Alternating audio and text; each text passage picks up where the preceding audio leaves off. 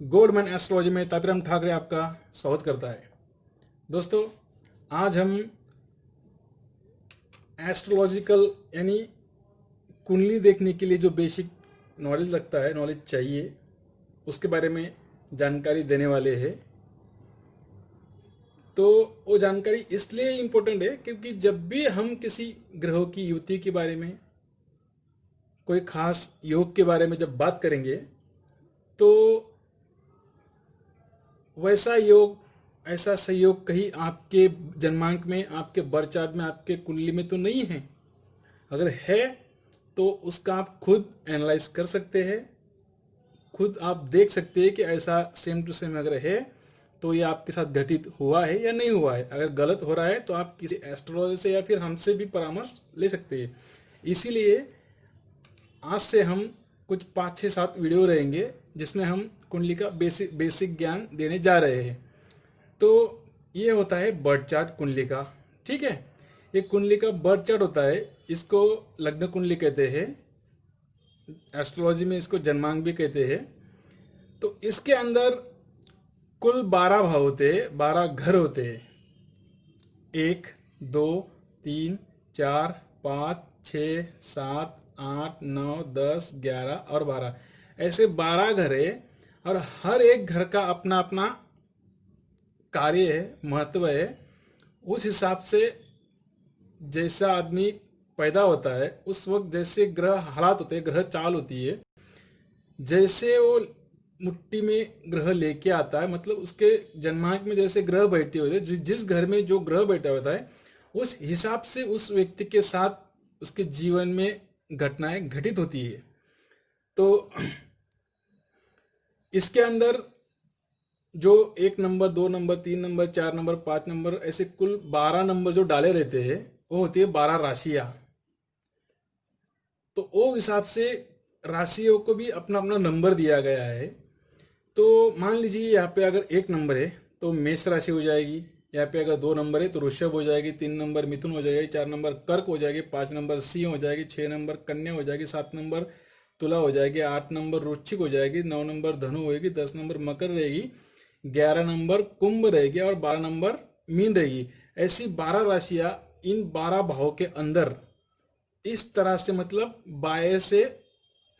दाएं से बाएं रोटेट होती है, यहाँ से ऐसी।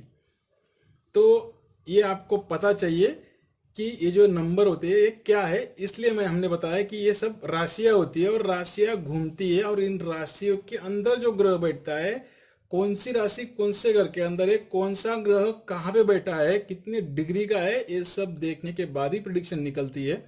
लेकिन जब भी हम आपको ऐसे कुछ संयोग, योग, ग्रह युतियों के बारे में बताएंगे तब आपको ये आसान होएगा समझना कि हम क्या बता रहे हैं आप लोगों को। ठीक है, तो ये जो 1 से 6 होते हैं ये पहले वाले घर होते हैं, और 7 से जो 8 होते हैं, 7 से जो 12 घर होते हैं ये बाद के घर कहलाते हैं, मतलब दाई बाजू बाई बाजू।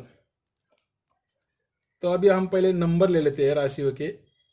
1 नंबर मेष राशि, 2 नंबर वृषभ राशि, 3 नंबर मिथुन राशि, 4 नंबर कर्क राशि, 5 नंबर सिंह राशि, 6 नंबर कन्या राशि, 7 नंबर तुला राशि, 8 नंबर वृश्चिक राशि, धनु राशि, मकर राशि, कुंभ राशि और 12 नंबर मीन राशि। इस तरह से इन 12 राशियों का अपना अपना प्लेसमेंट है, लेकिन ये रोटेट होती है, ये रोटेट होती है इस तरह से। तो जब भी कोई आदमी इस दुनिया में आता है उस वक्त जो ग्रह हालात होंगे, उस वक्त इस घर में जो राशि होगी, मतलब समझो यहाँ पे हमने भी एक समझने के लिए 1 रख दिया, ठीक है, लेकिन हो सकता है यहाँ पे 2 भी हो सकता है, 12 भी हो सकता है, 11 भी हो सकता है। तो उस हिसाब से उस आदमी का, वो कुंडली का जो लग्न राशि होगी, यहाँ पे जो नंबर आएगा वो राशि उसकी लग्न राशि होगी। समझ गए? मतलब मान लीजिए कि यहाँ पे आ गया 3 नंबर, तो उस आदमी की मिथुन लग्न, उस आदमी का जो लग्न होगा वो होगा मिथुन लग्न। और मान लीजिए उसका चंद्रमा है छठे घर में, ठीक है, उसका चंद्रमा है छठे घर में। अगर 3 यहाँ पे आएगा, 4 5 6 7 8, 8 नंबर इधर आएगा और चंद्रमा आपका इस घर में है, तो उसकी जो राशि बनेगी वो बनेगी वृश्चिक। तो अभी के जो हमने प्लेसमेंट किया है उसके हिसाब से हम पकड़ते हैं। इसका ये हो गई मेष लग्न की कुंडली, लग्न मेष, और इसका इस मतलब जो हमने प्लेसमेंट किया है उस हिसाब से हो गया राशि कन्या। तो इस तरह से निकालते हैं कि लग्न लग्न राशि कौन सी होती है और अपनी खुद की राशि कौन सी होती है, ये हमने अभी समझाया, ठीक है। तो उसके बाद जो मेन होता है वो होता है मुट्ठी के घर।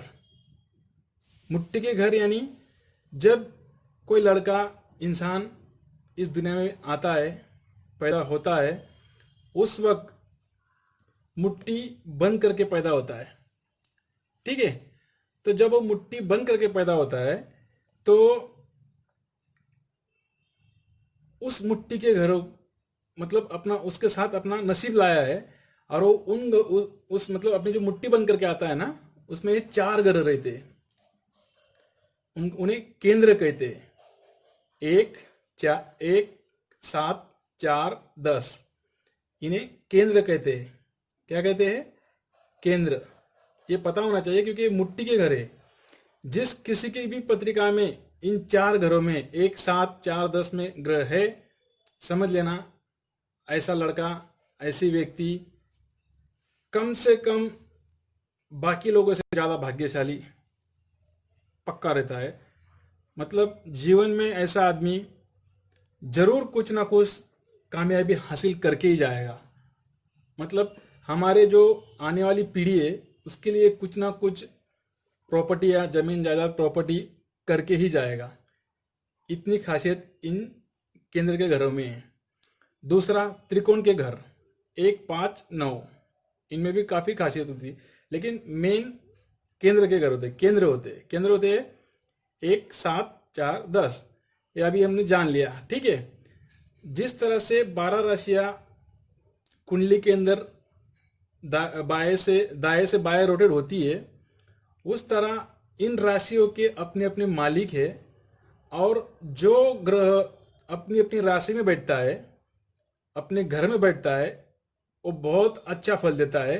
ऐसे आदमी को मतलब कम समय में ऊंचाइयां हासिल होती है। तो अब अभी हम जानेंगे कि कौन सी राशि का कौन सा ग्रह मालिक है, ठीक है। जैसे कि अभी मेष राशि है, तो मेष राशि का मालिक हो गया मंगल। वृषभ राशि का मालिक हो गया शुक्र।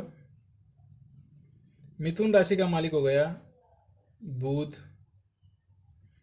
कर्क का मालिक चंद्र। सिंह का मालिक सूर्यदेव। कन्या का मालिक बुध।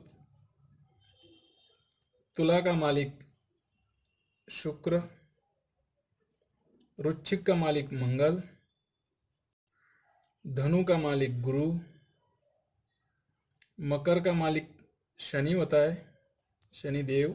कुंभ राशि का मालिक भी शनिदेव ही है, और मीन राशि के मालिक है गुरु। मतलब घर 12 है और 12 राशियां है, और ग्रह है 9 में से कुछ जो ग्रह है, मतलब 7 ग्रह वो मेन ग्रह है, और केतु और राहु छाया ग्रह है। इसलिए इन ग्रहों को कोई राशि दी नहीं गई है। इसलिए मतलब शुक्र बुध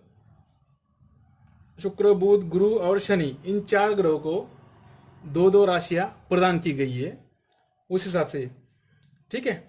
तो जब भी मान लीजिए मेष लग्न है किसी का, और लग्न के अंदर ही मंगल है,